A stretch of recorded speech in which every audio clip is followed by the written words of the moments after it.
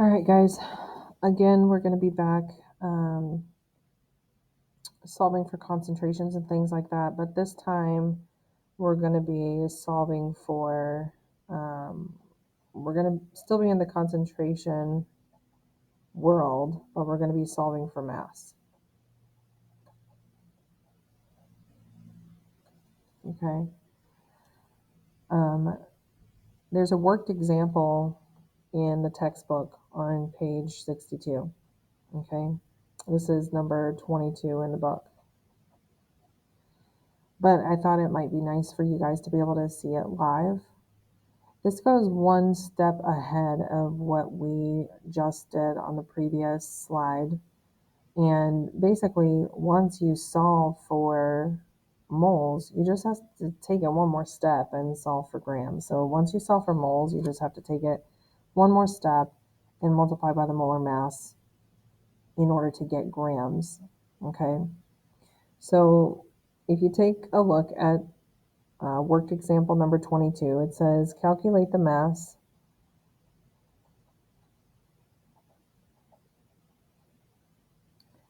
of anhydrous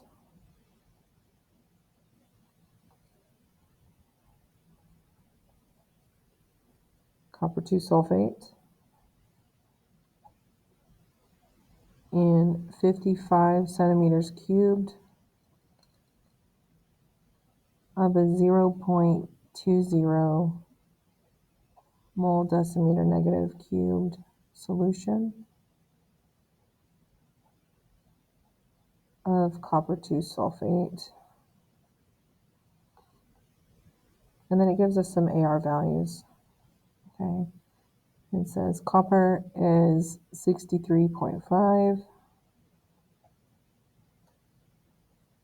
It gives us oxygen as 16. It gives us sulfur as 32.1. All right. So here, the very first thing we want to be able to do is to change this centimeters cubed thing that's not very useful to us into decimeters cubed. And hopefully by now you've realized that we're going to be able to fix that really quickly by dividing by 1,000. Okay. So if this is our volume,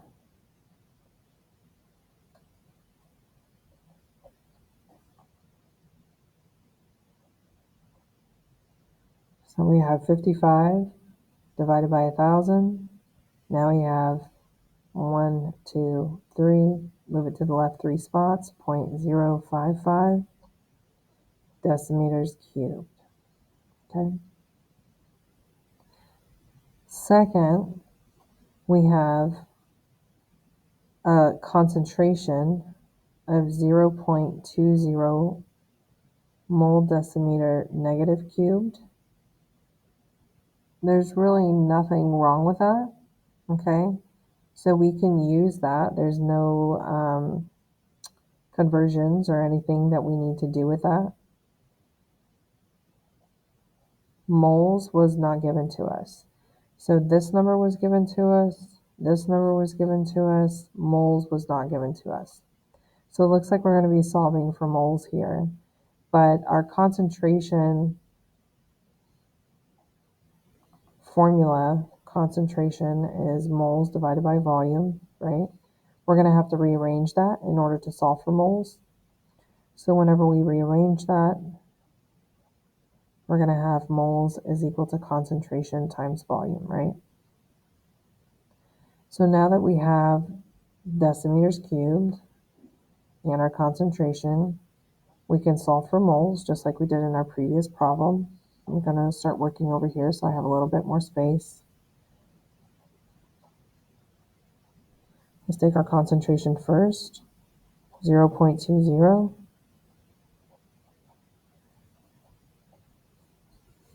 That's our concentration. We're going to multiply it by our volume, which is now in decimeters cubed. Okay. Decimeters cubed and decimeters negative cubed is going to cancel out. We'll end up with moles. We just have to get that calculated out. So we have 0.20 multiplied by 0.055, and that's going to end up being 0.011 moles, okay?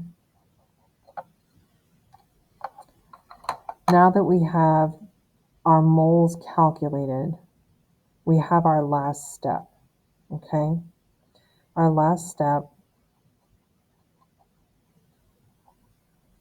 is to multiply by the molar mass.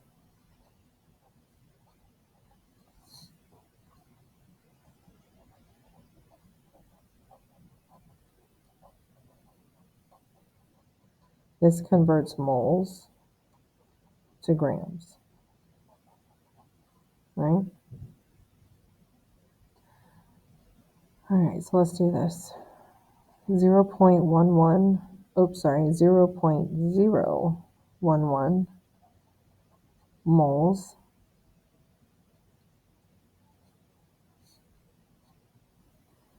and now I need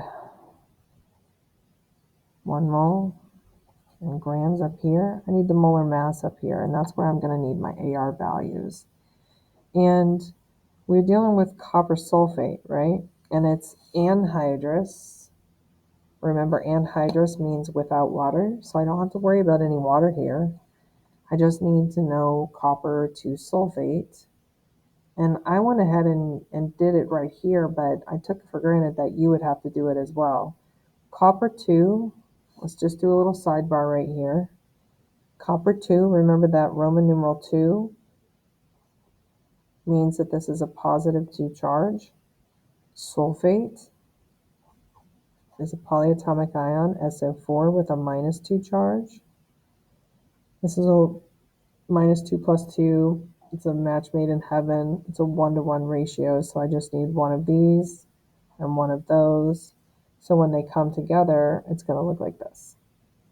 Okay, so I just need 1 copper, 1 sulfur, and I do need 4 oxygens. So when we add all of that up to get a molar mass, let's see what that would be. 63.5 plus 4 oxygens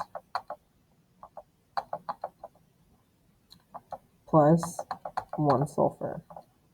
So that's 159.6. It's going to go right here. Grams per mole, and that's going to be multiplied by my moles.